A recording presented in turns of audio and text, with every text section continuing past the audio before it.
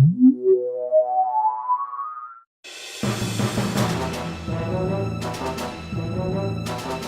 gang, Duvall here from ToyWorldOrder.com. What you're about to see is the Travel Channel's Toy Hunter panel in its entirety from this year's C2E2, the Chicago Comic and Entertainment Expo.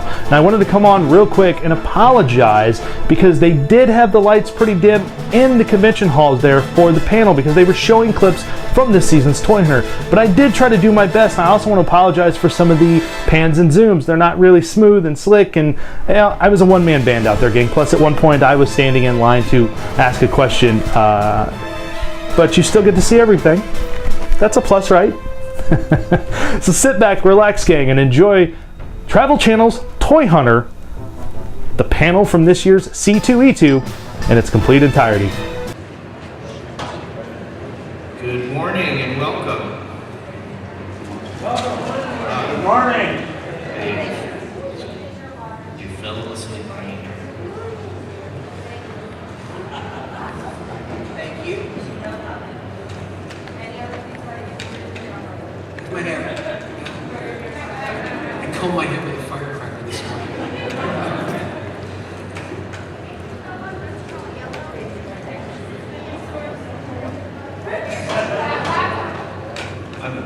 There's like a separate panel going on here. I don't even know about.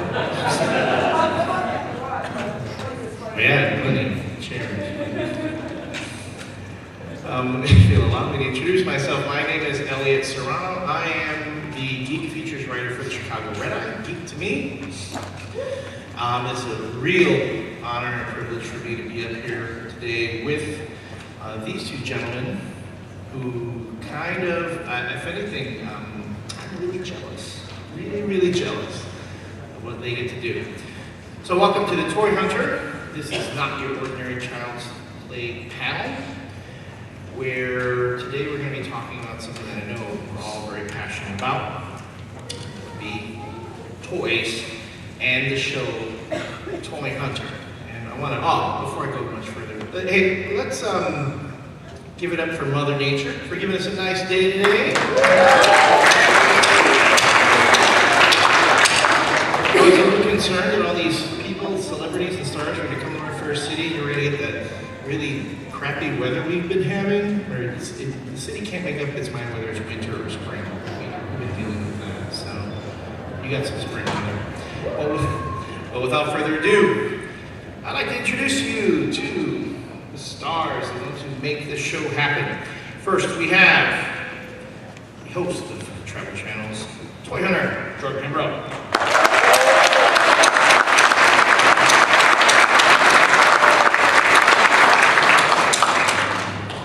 And they say behind every great man, there's a guy with a keyboard. And that would be the executive producer of Toy Hunter, Daniel Schwartz.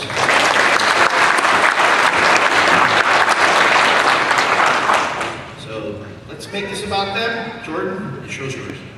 How are you? Thanks for coming out. I really appreciate it. This is my second panel. I did one at New York Comic Con, which is also a Read show. I love Read. And this is C2E2, my first time. Thank you so much. You guys are fantastic. You know, it's funny, I joke to everyone all the time. I said, I don't know what it is about the Chicago vibe, but it is different than any other vibe I have when I do New York or California. Personally, I think it's your crazy hot dogs. Dude, come on, really? Someone gave me a Chicago hot dog the other day with a pickle and a pepper. I'm like, really? Is the way you guys eat it out here? The guy's like, yeah, we eat it here in Chicago. I'm like, okay. So I just ate it. So usually, like, I have a little script and everything about what I come out and say to everyone, but I'm just going to go totally off script today because I'm just going to really dictate to what people have been talking to me about, you know, since I've been here for 3 days in this wonderful city of Chicago. And everyone asks, you know, Jordan, you love the show and everything, how'd you get started? So what I'll do is I'll tell you a little bit about me because everybody wants to know basically what happened in my life to make me do what I do. And a lot of therapy. I was a diehard collector since I was young. I was the typical comic book geek, nerd, dweeb. I say it with pride because I am. And I collected all these toys when I was younger. Star Wars changed my life, yada, yada, yada. I started selling toys essentially in the schoolyard when I was a kid. When I learned that, I can actually get extra milk money, or I really want an ice cream cone during recess. So I started selling my toys to my schoolmates, and I got bitten by the toy dealing bug, when I was like 7 or 8 years old. At 16, I did my first professional toy show, which was really, really cool because I was a young kid and actually had money in my pocket now. And I never looked back. When I was in college, I was still wheeling and dealing toys on the weekend, and I was actually approached by a retail chain called Starlog. It's not around anymore, but if anybody remembers Starlog magazine, remember that? Starlog is to comics and sci-fi what Newsweek is to politics. So, unfortunately, it's all online now and everything, but they had a chain of retail stores, and I was the buyer for the chain of retail stores. So I literally was the kid in the candy shop. I was buying and selling sci-fi memorabilia and comic memorabilia every day, 365 days of the year, and I actually was fortunate enough to buy for the chain when we went overseas as well. So now I'm dealing with people in Cardiff, South Wales, and Kingston on the Thames in England. So, fantastic. The company unfortunately shut down. Being the buyer of the company, what I did is I had all the collectibles inventory shipped back to the corporate warehouse, where I bought it all at the liquidation sale at 10 cents on the dollar. Thank you very much. That's what started Hollywood Heroes. That's my story. And I can tell you from the bottom of my heart, I love what I do. It is an unbridled passion that I have every day when I get up. I was just talking to Daniel here. There's another show on Travel Channel called Ghost Adventures with, I don't know if you know it, it's a great show. If you haven't seen it, check it out. I talk to Zach Bagans every now and then, and Daniel's talking about Zach's passion for ghost hunting and paranormal and everything. We share that passion, and that's the beautiful thing about Travel Channel and Toy Hunter. And I'll throw a little bone to all the other hosts on the network. Everybody on the show, everyone on the network actually, from Anthony Melchiori to Zach Bagans to Sam Brown to Andrew Zimmer, they all own their world. They all have a passion for what they do, and I'm very, very fortunate to be grouped in with these incredible, talented people. And I love what I do, and I love you guys. And let me tell you something. Daniel makes the show. My other executive producer, Ashley McFarland, makes the show, but you guys make the show, because without you, there is no show. And without all of your love and your generosity that you're showing everyone every week and coming to us, there's no show. So thank you, really. You guys. You're the show. And without them, the picture would stay right there. That's true. If I see you. Okay, oh, thank you. So, and Daniel, why don't you tell us a little bit about how Toy Hunter works? My name is Daniel Schwartz. I'm so honored and excited to be here. I have never been to Chicago. So I may never leave. I hope you'll make me welcome. Sorry. Let me tell you more about Jordan. And Jordan is the perfect fit for the Travel Channel, for who we want to be. And the reason is because our goal is to reimagine travel. What does Toy Hunter do? It's a slice of Americana. It's a journey through America. We're following this guy on his mission. We used to be what we call in the business a lean-back network. A lean-back TV network is like, hi, I'm in, join me, and they're not doing anything, but you're just sipping whatever. A lean-forward network, what we want to be is Jordan. It's watching somebody doing what they do, trying to make a living, doing their life, and just following that adventure. And so, Toy Hunter is really, for us, an ideal program, and he's ideally situated. The pilot, in case you don't know, for Toy Hunter, was shot at a Comic-Con in New York. It aired January 15th, 2012. It was 1 hour. It did incredibly well, and we said, oh, let's do a few more. let's do 13, let's do a series. The series premiered on August 15th, 2012, and did amazing, and what that brings us to is, now, we did a season 2, and it premiered on April 10th, 2013. New shows are airing every Wednesday at 9 p.m. through end of June. And what I'd like to show you is a promo for Toy Hunter 2.0. So let's take a look at that clip. On this season of Toy Hunter, handshake by handshake, awesome. Jordan Hembrough's business gets bigger. I love this stuff. Buying and selling vintage toys 17,000. with bigger finds, I haven't seen this skeleton in years. bigger crowds, and big name clients. It's bigger now than ever. That toy you grew up with could have a big payoff. Cowabunga, dude! Be there as Jordan shakes his legs to the next big deal. Toy Hunter, all new Wednesday at 9, only on Travel Channel.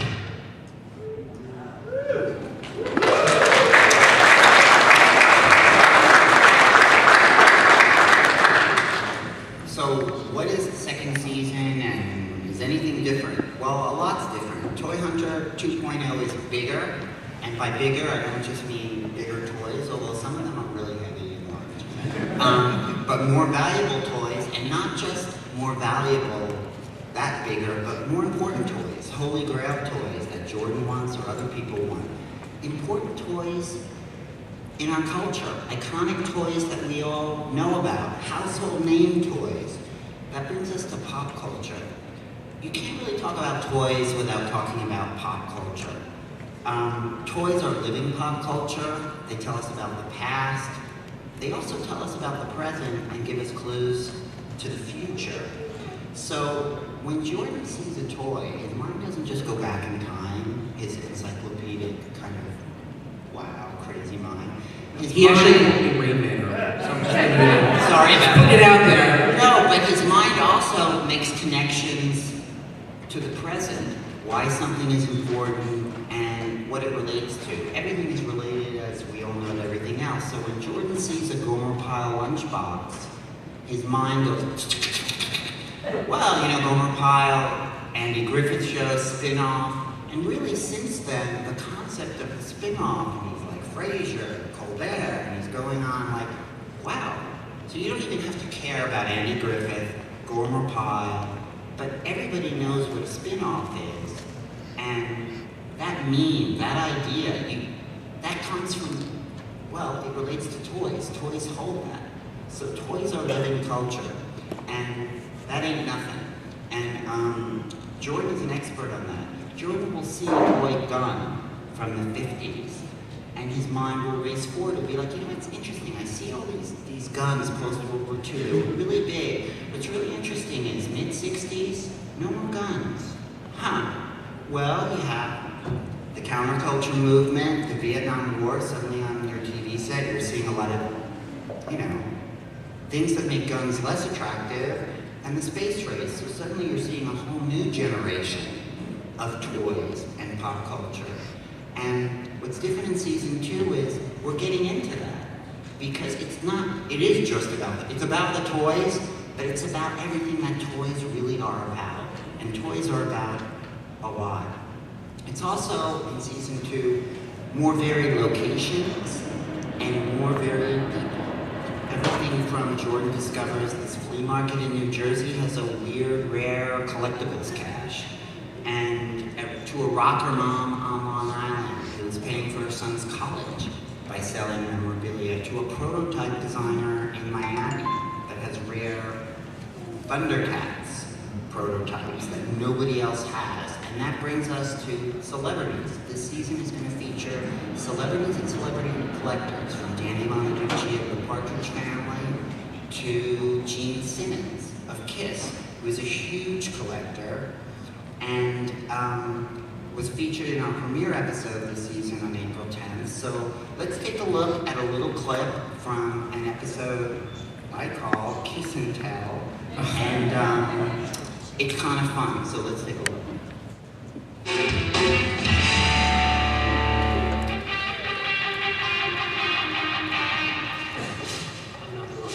And this is how I'm going to prove to you I'm not the wrong guy. This is All right. This is mint condition. This is. Now I didn't see one of those around. Let me just check to make sure it's ready. Yeah, it sure is. You didn't have one of these in your case. No. This is really what you were looking for. You know why this holds a special place in my heart? I remember 1978 in New York City. Kiss was just jumping into the stratosphere before all this. And the first few things that we got, you just couldn't believe it. Is this something you're interested in? No, I'm just drooling because you're here. So let's get to the prices.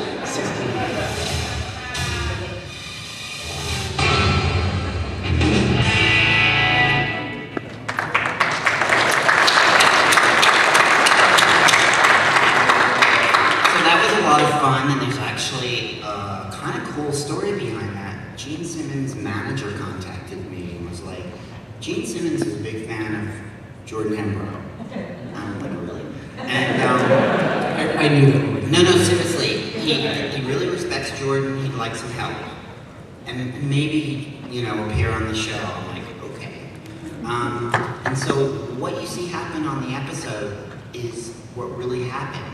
Which was, he was like, surprise me, find me something cool. And Jordan's like, I got this 18-foot comic book. He's like, yeah, I got that. He's like, I got this amazing underwear.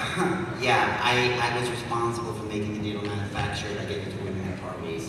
Take a look at this closet. What Jordan didn't know was this guy has a 3,000 square foot Kiss memorabilia museum. That's what they didn't tell Jordan. But what's amazing is he still found something that Gene Simmons did not have.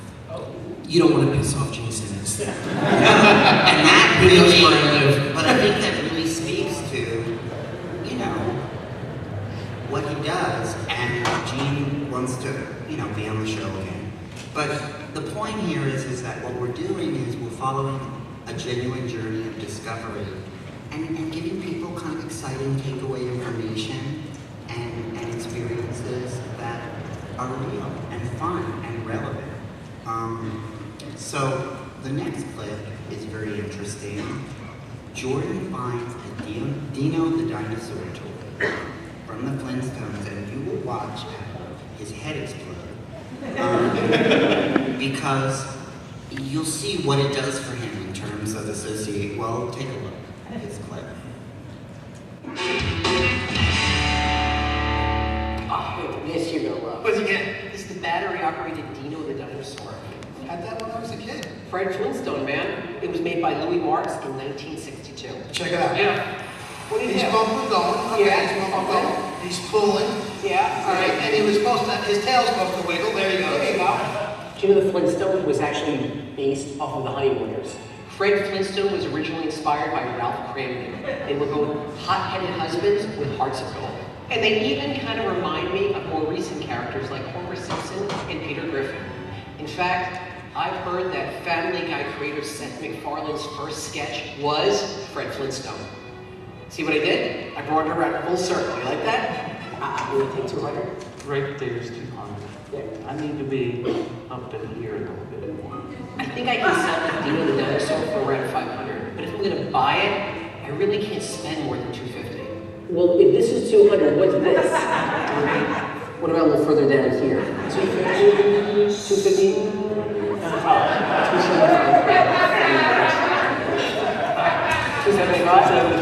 275 is really more than I want to spend, but hopefully Tom will give me some deals on other toys. Yeah, never do. That was horrible. That's it.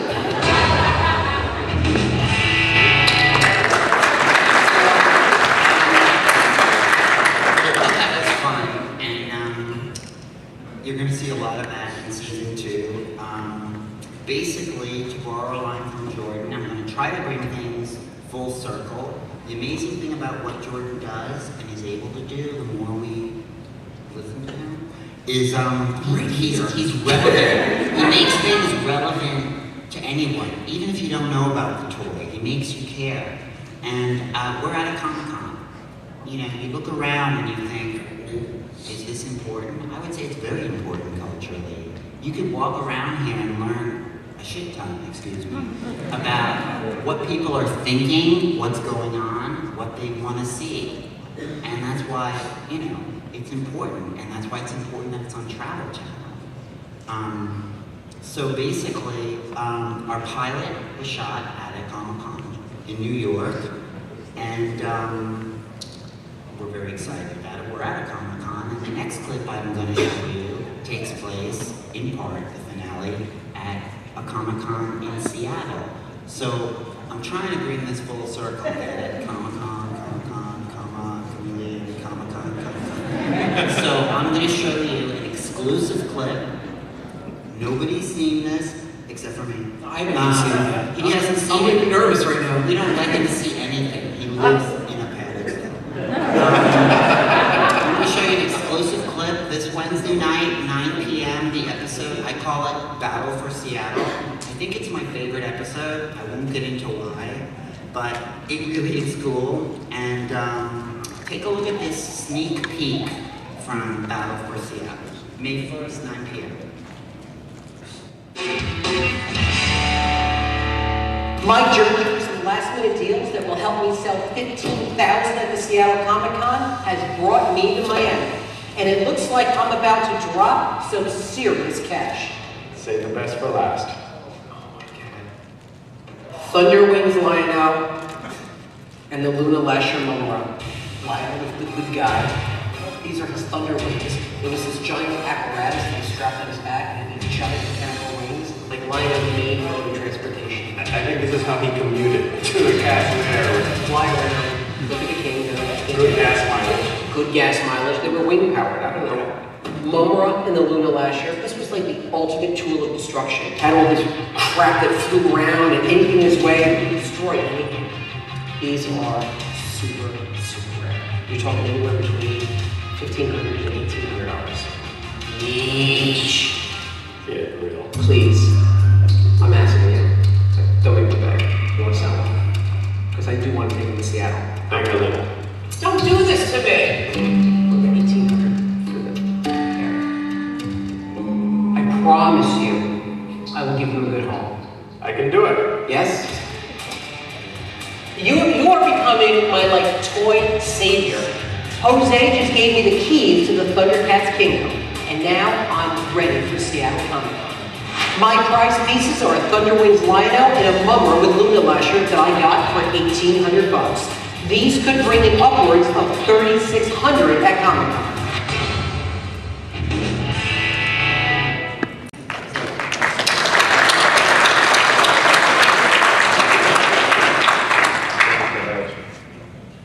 I haven't even seen that yet, to be honest with you. I gotta tune in next week, see how it turns out. Do I sell them? Daniel? I'm not telling you.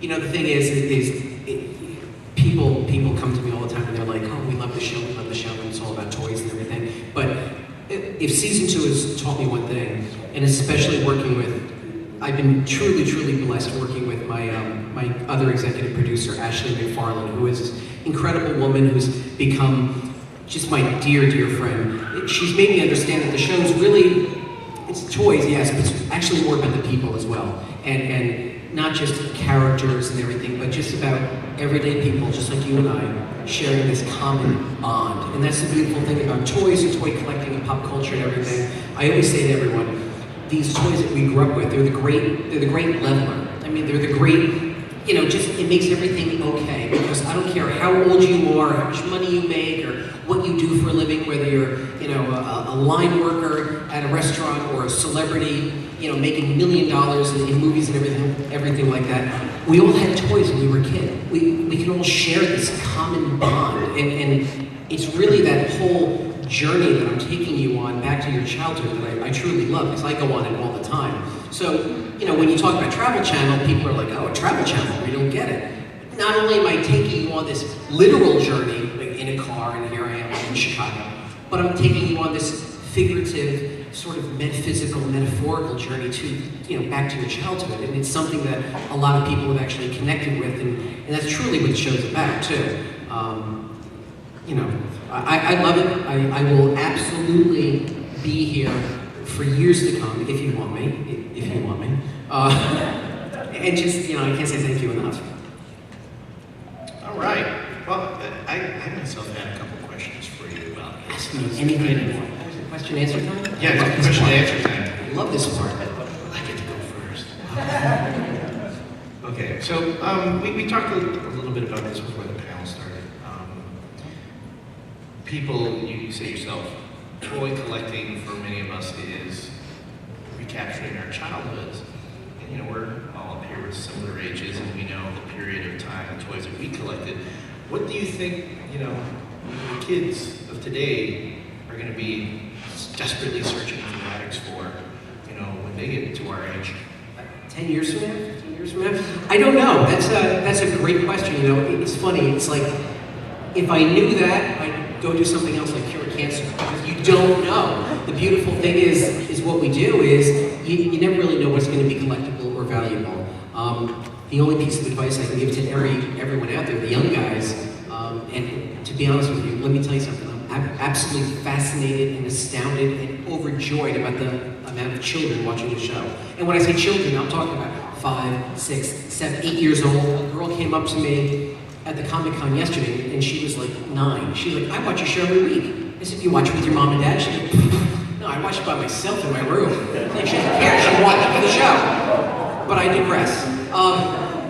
Collect what you love what you collect. I mean, if you're going to try and go after something that you think might be valuable, just make sure that the manufacturer is actually making limited edition toys. Like Sideshow Collectibles is a great company, and they actually make like 1,500 pieces and then they stop. Don't worry about the monetary value, just have fun doing it. But you know, if you actually wanted me to name a toy line, I love Monster High by Mattel. I think they're going to be worth some money because they are fantastic toys. I actually collect them and I play with them myself. They're cool. They're cool as hell, and I think they're going to be worth some money in the future. Which is your favorite character? The girl one. I forgot her name right now. She lights up. Julia? Julia? Julia, Julia? I don't know. Which one is it? She's nodding. Yes. Oh, Julia the Zombie Girl. I love zombies. Yes. Wait, does she collect? Do you collect Monster High? Yeah? Which one's your favorite? Tough question. Okay. Yeah, I love zombies. The werewolf? I like the werewolf too. I watch you crawl into these attics and stuff, and I feel a bit of trepidation for you. I'm like, you never know what you're gonna find in there. No, it's scary stuff. Is it any any interesting encounters ever occur in one of those attics? No, I think the only thing that really occurred to me one time is we were crawling through an attic and everything, and I thought I saw a snake up there, and the guy's like, man, I hope that's not a copperhead. They're deadly. Really? Really? My producers in the back are going, it's okay, just go get it. It turns out it was a rope. Like, that's how paranoid I am. It was like a big rope, and I'm like, it's not a snake, it's a rope. No, there's no trepidation. I'm really, really careful. We're all careful. I figure, you know, if they're back there in the store, the toys back there, you know, at one point it was safe. But I'm always careful. It's fun. We have a microphone right there. If you want to ask a question, feel free to step on up. All right. What was your best toy that you just went, oh, this one's mine. This is mine. Not showing anybody else. It's mine. It's going in my living room, right there by the TV. That's a great question. I'm trying to think. I mean, there are shows there are toys that have been on the show and off the show too that I really, really love. I got to be honest with you. We just recently went to the Toy Museum, and I found an Eternia piece by Master of the Universe. That one's mine. I'm keeping that one. It's big. It's the size of a coffee table, but actually it's right in my office right now. And you know, it costs probably about $500 to $600 to just ship something like that. So I was like, you know what? I think I'm just gonna keep it. It's nice. So that one I'm keeping is so rare. I find toys all the time. I struggle with it every day about what to keep and what not to keep. But I tell everyone, I get this great joke, and I say, you know, people come up to me and they say, well, what really motivates you to sell your toys? And I tell them, I said, it's quite easy. I said, a mortgage and 2 kids go to college. Not a problem. It's a great motivator. So that's it. Where do you store your toys? I've got a warehouse in New Jersey that I kind of store it in. It's very, very cramped right now. So it's getting cramped with toys. We can't shoot anymore. We used to shoot in it. Now we don't. Yep, that's it. Hey man, how you doing? I like this sweatshirt. Is that White Sox? White Sox. Go Sox! Okay. I'm a big fan. The passion you mentioned earlier is, I think, what makes me like watching the show. You can just really tell you like what you do, and Thank you. this, the journey you go on is awesome. Thank you. You've got perfect hair, by the way. Dude, it's like you're like John Travolta in Saturday Night Fever. You've got perfect hot hair. It's like, Don't touch the head. Hey, Mr. Cocktail. Sorry, I couldn't. No. Please. Two questions. One, the clip you all showed about the Seattle was perfect.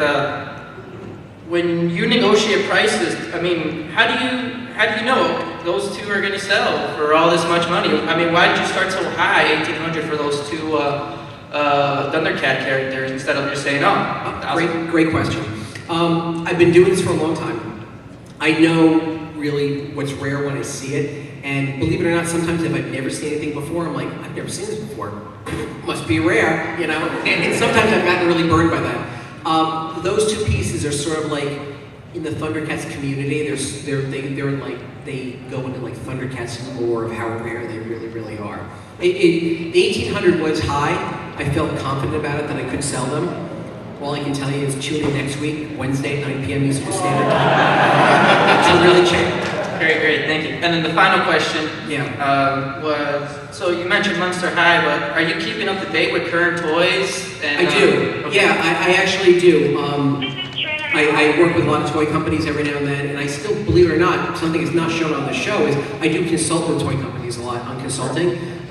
2 years ago, I consulted with Hasbro for a year on their Vault project, which is about all preserving vintage toys and everything. And I still consult. In fact, I'm in the middle of a project right now consulting with a company called Comic Images on the new Star Wars line. So I'm still actively involved on a day-to-day basis in the real world community and everything like that. And I hope to get a project off the ground with Mattel in the next 6 months. Congratulations. Excellent. Thank you. Thanks. Hey man. Just wanted you to know I'm in a real dirty industry. I make kids' meal toys. Oh, do you? Yeah. Awesome. Oh, you're based in Chicago, right? Yeah. I know you guys.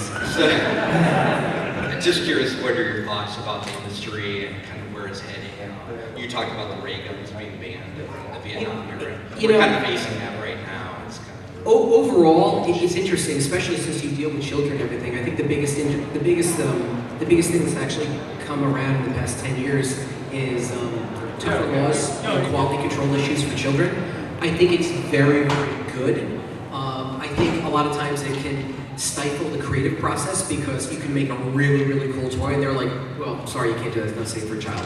And then guys like you and I are like, well, we lived through the 70s, we had that. Yeah. But, overall, I think we're moving into a good, kid-friendly, environment. We all love our kids. We want to be safe for the children, coming up and everything like that. With Mattel had a huge lead paint recall 2 years ago. I don't know if you guys heard about it. Millions of dollars with lead paint in toys for children. And that's important. And even to this day, manufacturers like Mattel, Hasbro, they deal with these tougher requirements when making toys and everything. So I think, the short answer, obviously I'm incapable of giving one, is just like, I think everything's going to be safer for children. It's all going to be kid-friendly, more sanitized. Well, it's the obesity thing too. They're saying, we have issues with toys being given away with meals. The whole advertising part of it is a struggle for us. I don't necessarily agree with that. Yeah. I mean, I just the toys make kids I think fat. education begins at home, So, I mean, you could very easily go to a fast food place and order your child a grilled chicken sandwich. You don't have to get a hamburger. That's what I tell my kids. Before we move on to the next question, because it's talking about the child safety bit, I just had to throw my 2 cents in here. I'm sorry, because I remember the Battlestar Galactica vehicles that shot missiles, and then they had to disable them so they couldn't shoot them anymore. Yep. Which really annoyed me because I like shooting those little things. Any kid who's going to point a loaded weapon at their own face, That's Darwin's law right there. You know. Yeah. Hi, I was wondering, with the popularity of the show and that, are you ever worried that people are not going to take you for like your offers? They're going to try to bump up your offers more? It's happened. I mean, it really has. People come up to me like I made them offer, and they're like, "You're on Toy Hunter. You can give me more money than that." What I usually do is, you know, the thing that's very interesting about the show is it has given me a lot more exposure, which I'm very, very grateful for. And people have come up to me and they're, you know, I know for a fact that like people come up and they're like, you know, it's worth $400. I got to get 3. I'm like, I can't pay you 3. So usually what you do is you just right then and there you got to take a hands-off approach and you got to say, you know what, I'm not interested. I don't want the toy. Keep the toy. This is why I'm not paying you the amount of money you want. 1, you're overpriced. 2, it's got this, this, and this. It does happen. It goes with the territory. You know, you just deal with it. And you mentioned like. But I've overpaid for toys before anyhow, so it doesn't make a difference. And also, what was your major when you were in college? What was my major? Yeah. Believe it or not, I was a theater major. Really? Wow. Acting! Brilliant. I believe this. So, watch season 3, we do Toy Hunter, the musical. All right. My question, Jordan, is from when you were a child, what is your holy grail that you got as an adult? What was that toy that you always wanted that you just couldn't find or couldn't get? It sounds like you were into toy, even as a youth. Okay, so like, what did I find as an adult that I couldn't have as a child? That you just couldn't get or you couldn't find? That's a great question. You know, I was very fortunate as a child. I got like a lot of stuff and everything. It was cool. I stole a lot of my brother's toys too. You know, I think just recently I've been adding on to my Masters Universe collection because I do collect too. So it's like I got like a couple of the 2-packs, the Masters of the Universe 2-packs, like Jitsu and Night Stalker, and I know I'm such a geek. I'm geeking everyone out right now. Like I got the really rare Masters of the Universe toys that I never had when I was a kid. So that was it. Now they sit on my shelf. They're cool.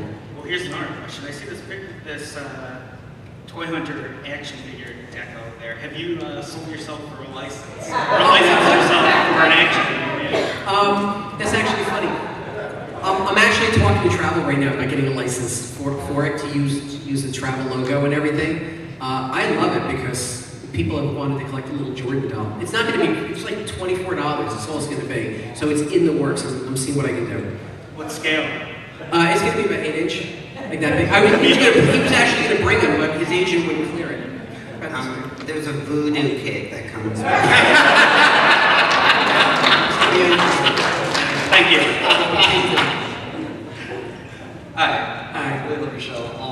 I want to know though, was there any item or toy that you found that you kind of passed off and didn't go for, but then later on kicked yourself? Yeah, every day. Was there anything like a big one in particular that you can remember that you're still kicking yourself over? You know what? There was an episode just recently in Chicago with a great guy named Bear. And Bear was he had beard and mustache. He was a great guy, real gentle soul. And I passed on the Buck Rogers laser gun, the water pistol. I should have gotten it because it was such a cool piece. I don't know if he has it anymore now. Thank you. Okay. Yeah. Thanks for opening the wound. Thank you. I thought I had gotten over it. Apparently not. Okay. Hello. Hi. I'm watching you dig through sheds and attics. How long are you with these people? Do you have the patience of a saint? Are you there all day? Do you have helpers? No. You want to take that's the production end. You want to take that's an interesting story. Well, Jordan does have a lot of patience. It's twofold. You know, we pay for him to do it. I mean, we're shipping him. We don't pay for him. We don't give him money. But there's only so much money I have, you know, to follow him. So, what I would say is, it's about 6 hours. I mean, Ashley would know. Actually, longer than that. It's longer than that. There's a young lady. There's a very attractive. Let's ask Ashley. Ashley, the woman. By the way, the real hero of the show, too, other than Danielle. See the woman in the back? That's Ashley McFarland. Let's embarrass her. She's the executive producer. She's a genius brainchild.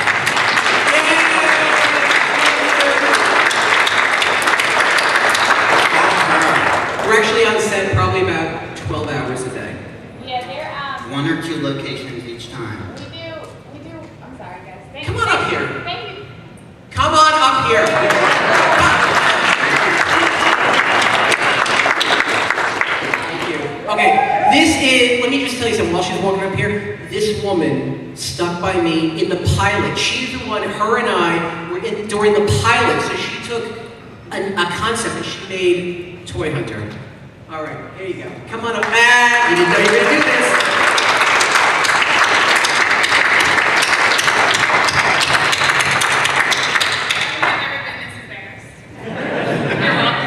You work with me. Get ready.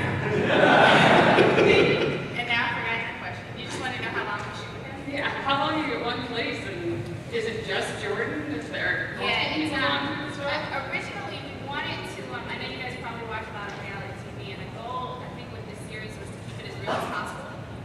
So the idea is to really document what he does, to have the benefit of Jordan in real life being a toy hunter. He does search and seek out the most authentic and outrageous vintage toys. So we spend, I want to say, 12 to 13 hours a day shooting at someone's home, or recently we've been going to flea markets or auctions and that sort of thing, to really give him the amount of time he needs to legitimately dig through stuff. We don't want to rush him. We don't want to, not let the collector have an opportunity to connect with him. And he gets a lot of time that he's not always happy about to dig through a lot of boxes. Thank you. But that's it, 13 hours. And sometimes people are like, really? You only got like another hour. We're like, no, we have another 5 hours. I have a question. I never started watching the show until my husband started watching it every week. And I think it was a Christmas special, and you had Star Wars toys Yeah. that you love. And my heart kind of broke whenever they had it mounted, because I'd never played with those again. I wanted to know what you thought about them. You know what? Those were actually shadow boxed by Steve and Julia for me. And they're in my office. And I don't care about not playing with them. I can look at them. And really, it wasn't so much as playing with them and not playing with them. It was the generosity and the sentiment behind the gift that they preserved. And that truly that's priceless to me. I will never, ever get rid of that. It's beautiful. It's a piece of artwork in my office, and I love it. That's awesome. It reminds me of how lucky I am. Hey man, nice shirt. Yeah, I thought you liked that. Okay. That gave Patriot Meals a little bit there. Okay. Hey, as you being a buyer and collector for years, a child of the 80s, and you used to go into the toy aisles, Toys R Us, Kmart's, all that stuff in the late 70s, early 80s, up through maybe the early 90s. You used to see this dramatic rip packaging. In the last several years, as toys increase in price and it costs more to make them. You start to see this very dramatic, eye-catching packaging going away. Does that sadden you as much as it saddens a lot of the toy community to see, back in the 80s, we had these great hand-painted, like Eternia, that box art is just a beautiful hand-painted piece of artwork that, they took a picture of and put on a box. And you don't see that anymore. It's just very plain, very... And you're absolutely correct. I think that's just the way the industry is gone right now. I mean, back then, I talked to a designer a couple of years ago, and they said, back in the 70s and 80s, we really, really took pride in our toys. It was really something special. And they would go out and spend, $80,000 to pay someone to paint the packaging. And now it's all done on a computer real quick. It's just the way the industry is going right now, unfortunately. It is still sad. I think you need to kind of just keep your eye on the prize and realize that they are toys, they are for children, and that, generally what a lot of people are looking at is getting the playability factor out of the whole thing. Yeah. But my heart breaks with you. Thanks, sir. All right. Hi, I was just wondering, pretty much, if you ever had a chance of running into knockoffs, like a few flaws, like an excellent toy, or something, you realize, oh, that's a knockoff. Oh, bootlegs and stuff like that? Bootlegs. I have every now and then. I don't know if we're going to address that. We might actually. I can talk to Ashley about it because it is something that's becoming very prevalent in the industry right now. Fakes and bootlegs and everything. We do have an episode coming up where I kind of get a very rare action figure authenticated because it could be a bootleg. So really stay tuned. We got a lot of good stuff coming up for season 2. I got 2 parts. The first question is season 3 been renewed? Or are you that? That depends on you. Things are going great right now. I mean, we're very, very amazingly thrilled at how the show continues to grow.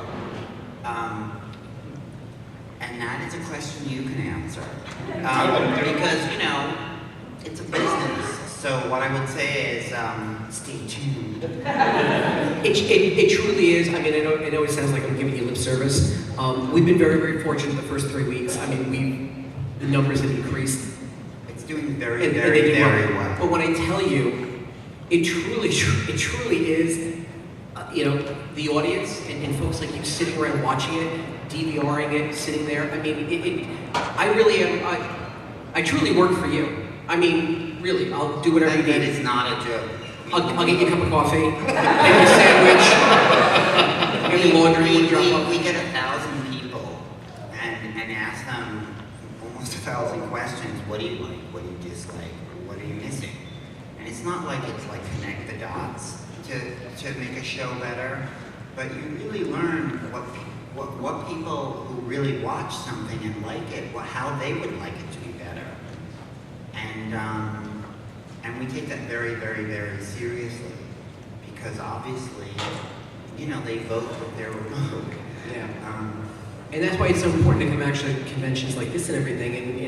And I love having Daniel here, and especially Ashley, because these two people to the left of me, they're the direction of the show. So when people come up and they say, "I like the show," first thing I say is, "Go tell them," because your opinion and what you care about and your concern really shapes the entire direction of the show and everything like that. So, if you see something, if you say, "I would love to see more of this," or "I would love to see more of that," tell them, or "I'd love you to go overseas," or "I'd love to, give Jordan a pay raise." Or Jordan should get a house in Hawaii. And go there, yeah. Daniel and Ashley can hang out. It truly does matter.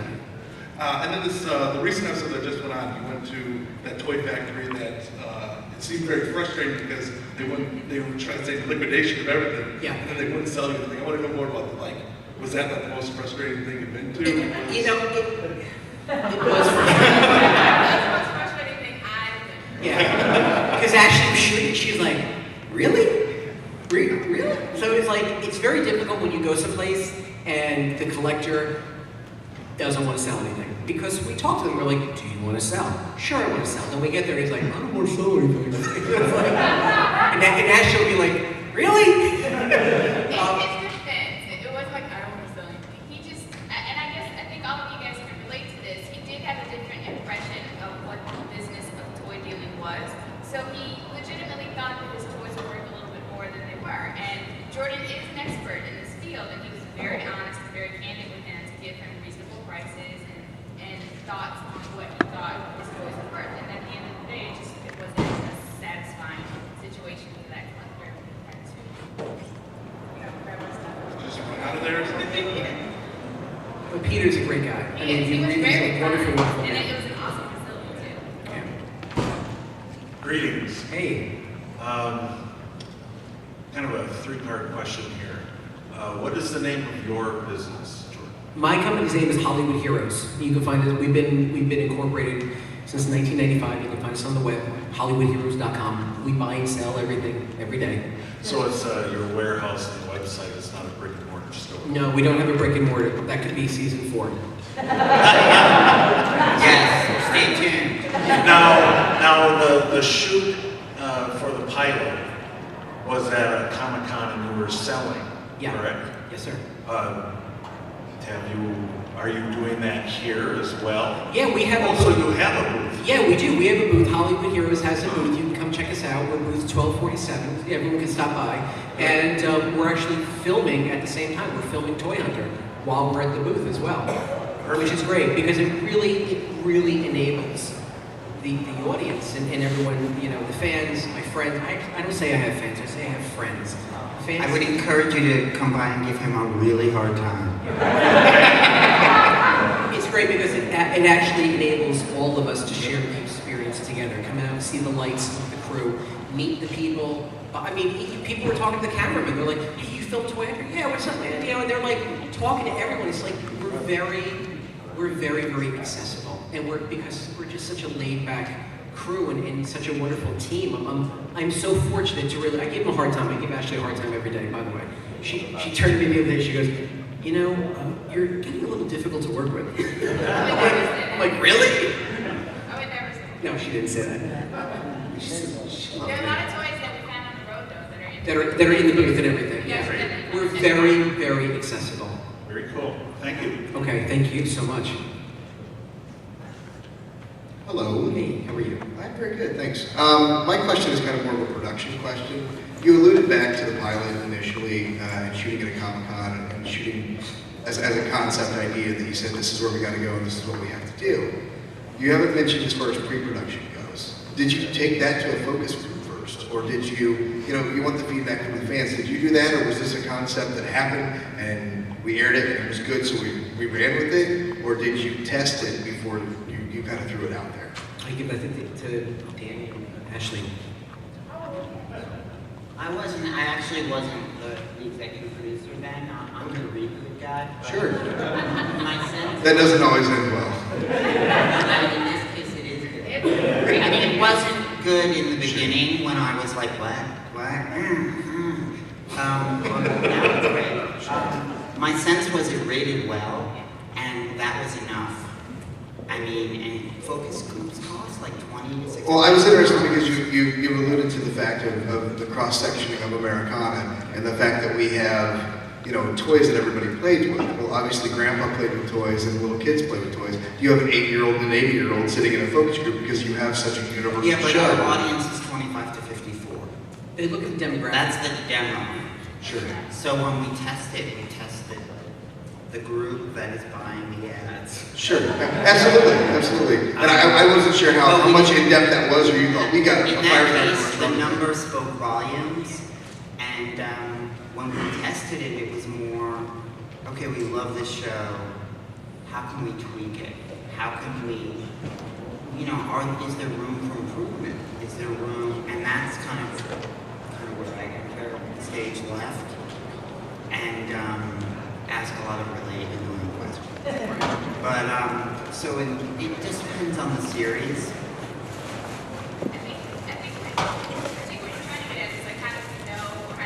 Sure. Yeah, I mean, when you jumped right into it, is this a pet project that we're, we tested and there it goes, or? I think to piggyback off what Jordan said earlier, everyone involved, Travel Channel Network executives, companies that works with them, Sharp Entertainment executives, we all understood that toys is a universal thing that everybody can connect with. And I think at that point, it was just a matter of like what Danny was saying, how do we tweak it so it gets as much fruition as possible. And just so you know, as a general rule, some companies do actually test a concept, right? How much money do we spend on this? No, we've been known occasionally to test a sizzle reel, but ultimately, we at least are scripts, owned by Scripts, a lifestyle network, and if we feel like we really like this, then it's like, okay, we'll do a pilot. And I'm not a great believer in over-testing things, because you get people in a room and it's already like a lab experiment where by observing it, you change what's really They give you what they think you want versus what you actually need or there's an alpha person and everybody's like, yeah, I didn't like that. Because Joe said he didn't like it. But, so basically a lot of it was just based on what Jordan does and us liking that whole space.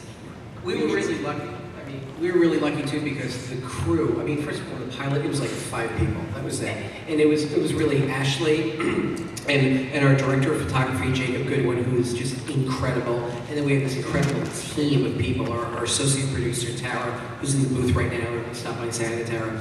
It was like 5 people, and like halfway through the pilot, we're like, you know what? This is like really good. This is like, we're having a good time.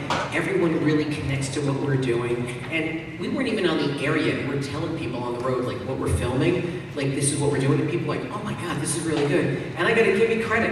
I gotta give Ashley credit. I'm like a pessimist. I'm always looking at like, oh my God, no one's gonna like it, no one's gonna watch. Ashley's like, don't worry about it. It's a really, really good show. And Matt Sharp, who is the president of Sharp Entertainment, he believed in the show. He said to Travel, he's like, listen, you guys gotta do this show. It's really, really good. And for those of you who might not know Sharp Entertainment, they do hits like Man vs. Food, Best Sandwich in America, they did Bert the Conqueror. I mean, so he knows, Matt Sharp knows what pops, and the people over there know what pop. And travel listened to us, and they said, you know what, you guys are right. And you know, it just goes back to this overall connection that everyone has with this toys and this whole pop culture lifestyle. Thank you. Thank Okay, you. we're running up against the clock right now, and I know we have 3 folks who want to get their questions in.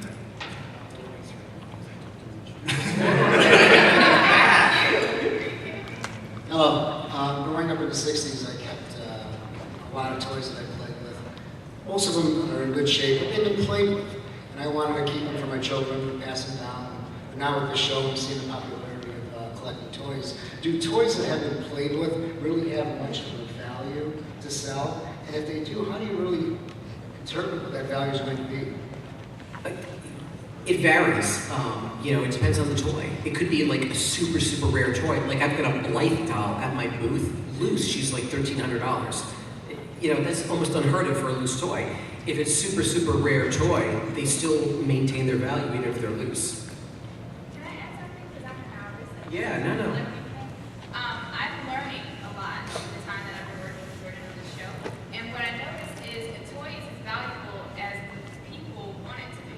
So a lot of times, like even just within a year, we've seen certain genres of toys decrease in popularity and other ones that we thought would never be. Like I remember the first couple episodes, we were like, oh, we're not doing Jurassic Park.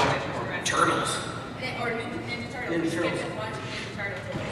And suddenly a year later, those are like really popping on the market because people just decide, you know what, I want my Ninja Turtles back. Or you guys dictate what the collectability is of an item. And a lot of times, even when Jordan finds it, and it may not be in the best of shape, if he knows a lot of people have been reaching out to him and asking for it, a lot of times they're willing to just pay whatever they need to for a toy, whether it's in mint condition or not. Yeah. But how do you find that value? I mean, how do you determine that value then? So somebody like me or anybody else here in this room, how would you actually find the true value of it when you really can't feel it and touch it like you can, and you're trying to get I'll give you a short answer, and it's going to sound like a sellout. Go on eBay. I mean, it's like eBay truly is the world's marketplace. It's the great litmus test. I mean, you can tell the great barometer. You just see who's asking for what and how much money they're trying to spend on what toys, Yeah. and that pretty much dictates your opinion of how much you think it will cost. Now, what Jordan's really good at, and you won't find a lot of people who are good at it, is he can